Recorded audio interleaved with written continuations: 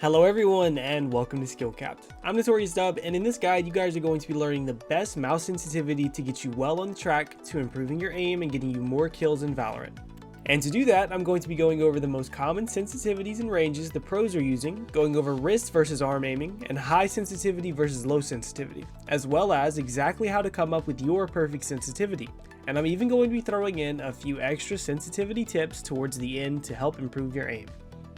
And if you're serious about improving, then go to SkillCapped.com to unlock our hyper improvement system that will teach you how to win more gunfights, master your agent, and so much more. Backed by our rank improvement guarantee, you have nothing to lose, so come join over 500,000 satisfied members of SkillCapped, improve that KDA, and get the rank you've always wanted at SkillCapped.com. Link is in the description below. Now, believe it or not, over the past few months, the average sensitivity of Valorant Pro players has changed, and has changed drastically since the beginning of the beta. But before we get into the specifics, we have to break it down and understand all of the little parts of your sensitivity. So let's start with DPI. Now, when you're looking for a gaming mouse, you're guaranteed to have a DPI rating thrown in your face to try and sell these gaming mice, when in actuality, DPI simply stands for dots per inch, which is really just a fancy way of saying how far the cursor on the screen moves whenever you're moving your mouse. Now, you probably knew that already, but native DPIs for mice don't really exceed 800 or 1600 DPI. Meaning going higher than that is just the manufacturer splitting pixels up in the sensor of your mouse. But without getting overly complicated here, higher DPIs may result in a smoother mouse movement, but is less accurate and less consistent in the movement because of the extra noise that's being sent to the mouse artificially. But with that being said, anything 1600 or below should be just fine. But what exactly are the pros using right now so we know what to tailor our settings towards? Well, about 53% of pros are using 400 DPI for Valorant, as is the standard, and 400 DPI has dominated in the FPS genre since the beginning of Counter-Strike. And about 38% of pros are using 800 DPI. And when you break it down to brass tacks, the difference between 800 DPI to 400 DPI, 800 DPI will be a very tiny bit smoother in the movement on screen, but will be very slightly less consistent with the movement as well. But in all honesty, the smoothness and the consistency between 400 and 800 shouldn't be noticeable. But if you notice it and like one better than the other, stick with it, but play it safe and stick to either 400 or 800 DPI. But now let's go ahead and get into the in-game sensitivity, where it really starts to get into personal preference.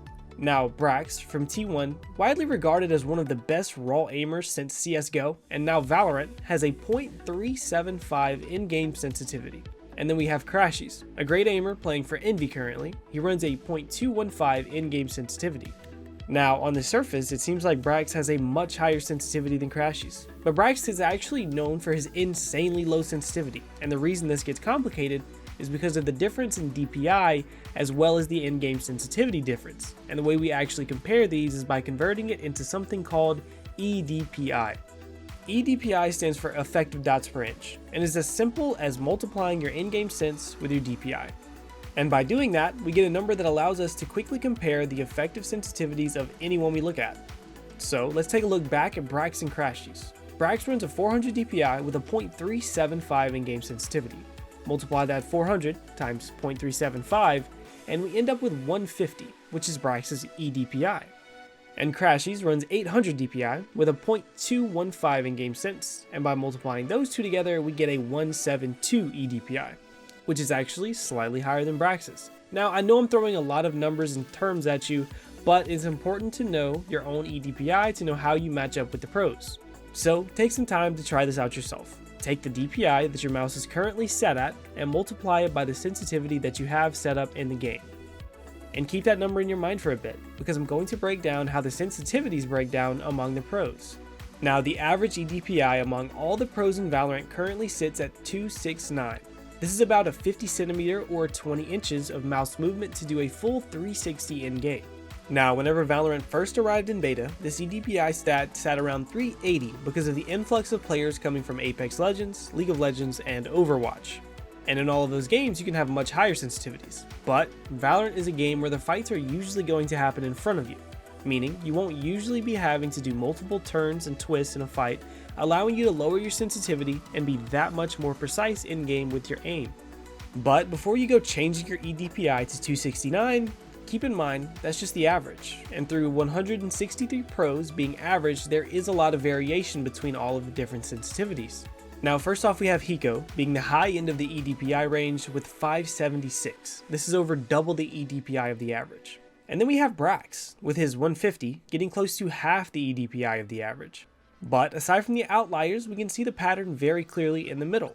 There are only 7 pro players, including Hiko and Aceu, that exceed the 400 eDPI threshold, and about 1/3 of all pro players sit somewhere between the 300 and 400 eDPI range. From there, we can see a huge amount of players, about half of all pro players, sitting in the 200 to 300 eDPI range, and the rest start to fall in place below 200 eDPI, stopping at Brax's 150 eDPI. So, how does this pertain to you? Technically, if you fall in between the 150 to 576 eDPI range, then you're technically within the pro range and could be just fine where you are. But let's be honest, Brax and Hiko are just built different. They can pull off things that the normal person can't. So honestly, situating yourself within the 200 to 400 eDPI range is going to be much safer and much more consistent for the progress of most people.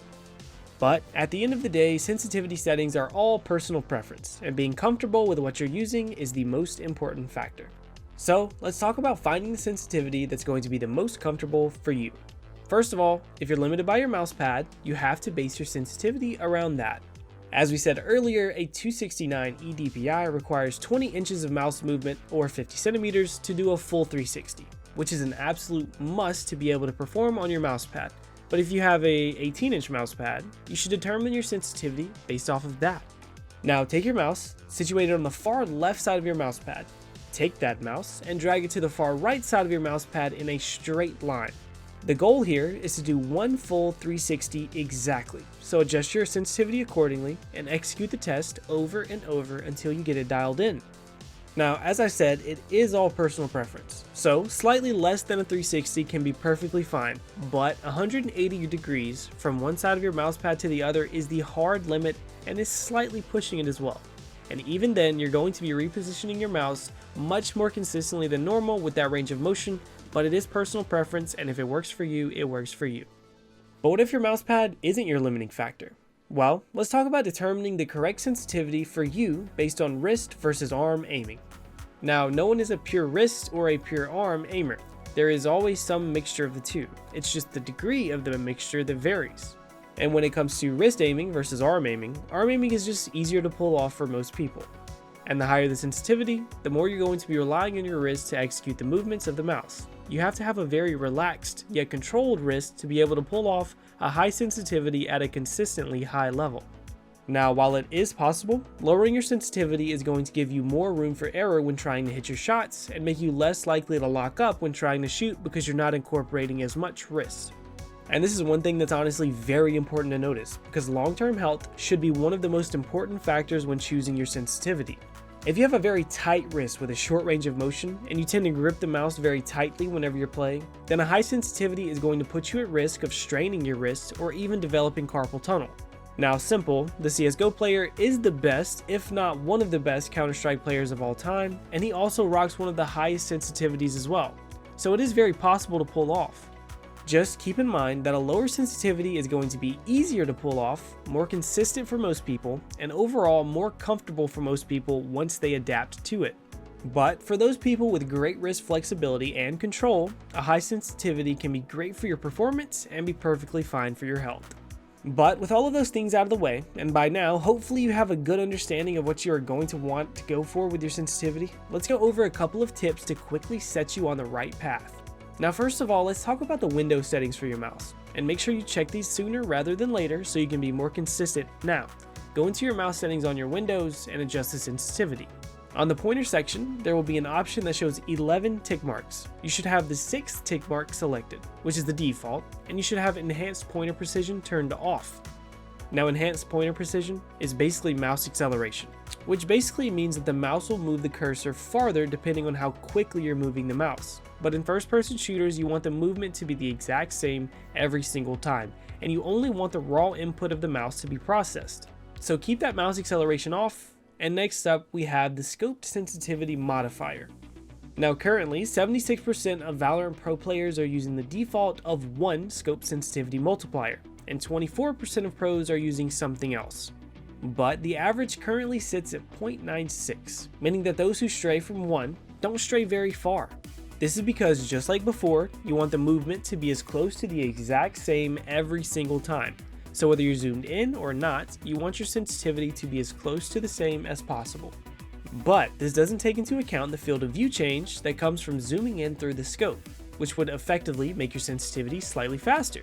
So dropping your scope sensitivity to about 0.9 or 0.96 would make that sensitivity even closer.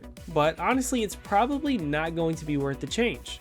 So just stick with the default of 1 just like most pros. And finally, let's talk about the most common equipment and polling rates. Now, 90% of current Valorant pros are using 1000 Hz polling rate on their mice, and 10% are using a 500 polling rate on their mouse. Now, unlike DPI, when it comes to polling rate, the higher is the better. Now, 500 Hz is 500 updates to your mouse position into your computer per second, giving you a 2 millisecond delay between your movement with the mouse and the response from the system, which is virtually unnoticeable from the human eye.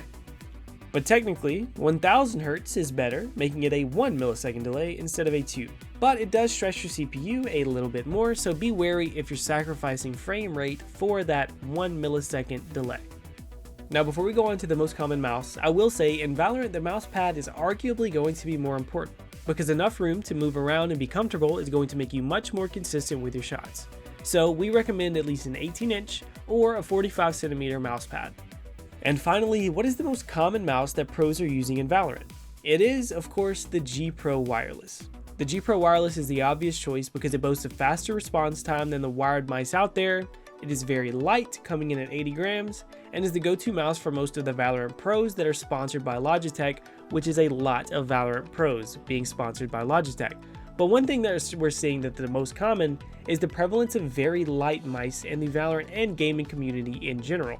So whether the light mice community is just a fad or an actual preference that's making people game better, it is coming about and people are seeming to love them. And remember, if you want to improve, win more gunfights, and get the rank you've always wanted, then check out SkillCapped.com, link in the description below. But finally, make sure to remember that all of these suggestions and observations are ultimately going to be ruled by personal preference. So pick your sensitivity, give it some time to warm up and get the feel for it, and make changes from there if you need to. And as always, we here at SkillCapped want to thank you for watching and spending this little bit of your day with us. Make sure to hit that subscribe button and turn those notification bells on. And as always, I'm Notorious Dub, signing off.